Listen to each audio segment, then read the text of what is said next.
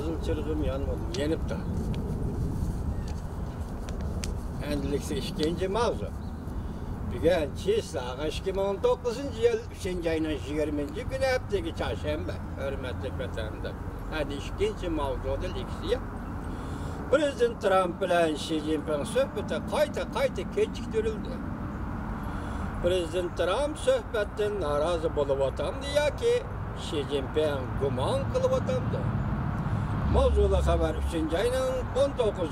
günü Amerika ovozdan Xitay Tuz programmasi e'lon qilindi. Xabar bundan başlandı. Washington Amerika Jungo söhbeti taqdiqiliq o'tkazilib atgan bir paytda Jungoga mayil Janobning Sahari gazeti Prezident Trump bilan Reis Xi Jinping imzo qo'yilgan yuqori darajaliklar suhbatining 6. oyga kechiktiriladiganligini oshkorladi. Bu hol suhbat jarayonining mushaqqatlik bo'lib atganligini oshkorlab berdi. Suhbat to'g'risida Amerika tarafdan chiqayotgan uchurlar xilma-xil bo'lsa-mu, Prezident Trumpning Xi Jinpingni qadamma-qadam istab kelayotganligi texmi to'liq oshkorlandi. Jungoda maqom pasrak bo'layotdi. Xi Jinping qadamma-qadam qo'llanyapti. Osonlikcha yo'l qo'ymayapti. Yak suhbatning buzilib ketishini xohlamaydi. İmza qo'ygan ikki davlat rahbarining yuqori darajaliklar suhbati nemishqa kechiktirildi? Prezident Trumpning suhbatdan pashti qiqla ketib qolish xatari bormi?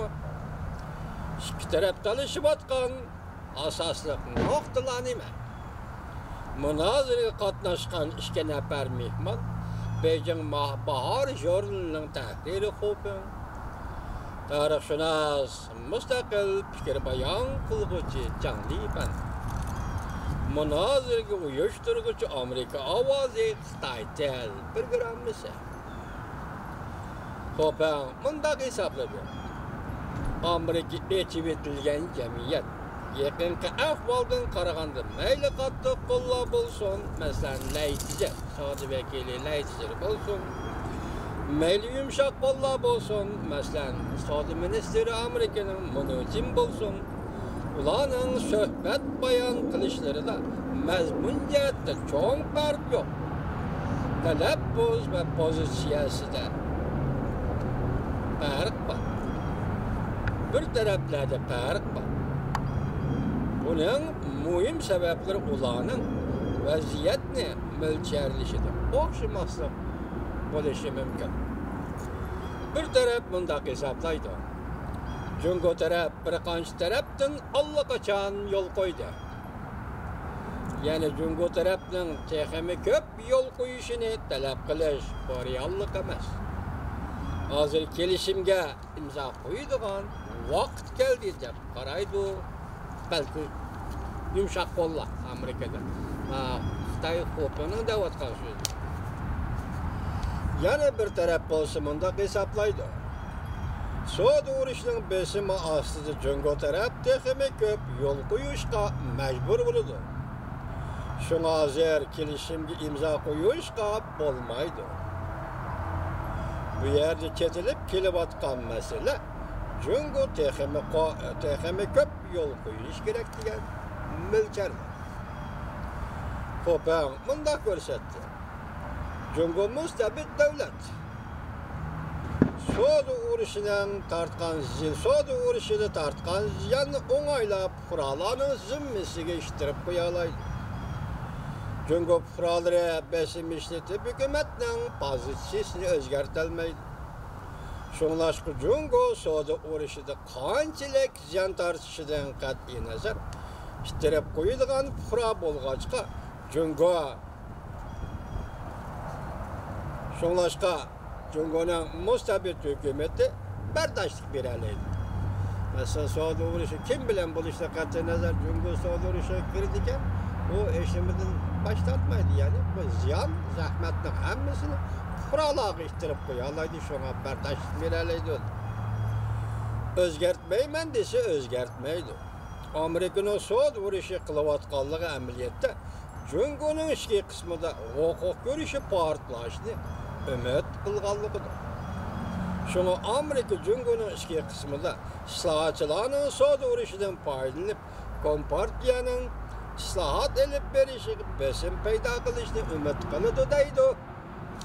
Beijing Bahare Journal'ın tahdiri hukuku. Cungo'nun bu islahatçıları Amerika'nın soğut vuruşunu karşıladı. Bu fırsatta ula islahat elip verişki besim peyda kılalaydı. Cungo'nun işki kısmında okşaş bolmagan sadala partlap çıkıdığan bolsa berdaşlık birelmeydi. Xi Jinping taxtın çüşmese bolmaydı.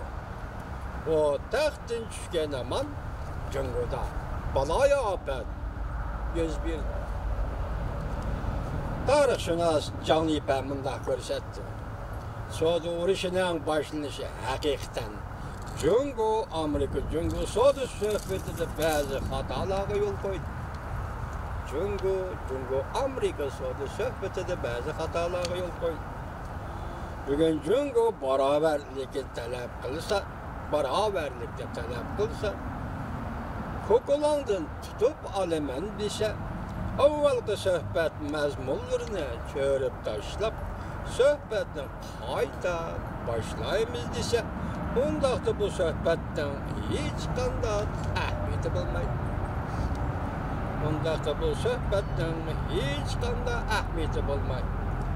Əməliyyat Şinjanın birinci günüdeki mutlaq Cungo'ga yeterlik besim peyda kılattı. Biroq Prezident Trump o'zi katkizib qo'ydi. Cheklangan vaqtni qo'yib etdi. Ya'ni 3-oyning birinchi kuni Cungo va'dasi vafo qilib bu ishlarni qilmasa biz tamojna bejini yo'l qo'yamiz deb bekitgan vaqt edi. Prezident Trumpning 3-oyning birinchi kuniga bu vaqtni o'zgartganligini Canlı İpek'nim deydi. Prezident Trump katkizib qo'ydi dedi. Cungo ishga qurultaydi, o'ngishli qutulib oldi, chiqib oldi. O'ngishli chiqib oldi. Ya'ni ishga qurultayni o'ngishli echib oldi. Prezident Trump mening seni adablaydigan choram bor deyishi mumkin. Lekin Cungo kayniga so'rash orqali o'zgarishga erishishni uzundan beri qo'llanib keldi.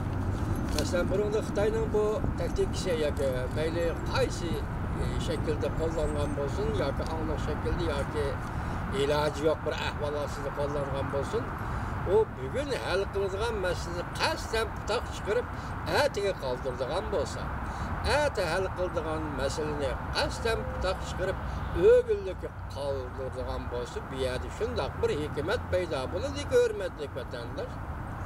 Muayyan makon, muayyan zaman ichidagi muayyan hodisalarning paydo bo'lishi bu vaqt xarakterlik bo'ladi. Ya'ni zaman xarakterlik bo'ladi. Bu voqealar o'tirg'i chiqish bilan to'xtab qolmaydi. U bir jarayonning hosilotidir. Shundoq jarayondan jarayon hosil qiladigan bir hodisadir.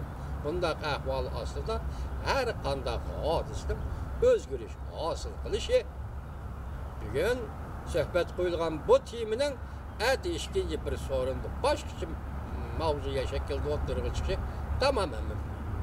Şunu Xitoyning yelisi bir yerda ishiltayotgani, men kayniga chekinaman yo kayniga chekindirman, vaqtni kayniga so'rayman. Mush orqali hodisalardagi yoki o'tirdagi ziddiyatlarni o'zgarish bo'lishini qo'lga keltiraman. Amaliyot 3-oyning birinchi kuni bak olqiliq vaqt edi deydi.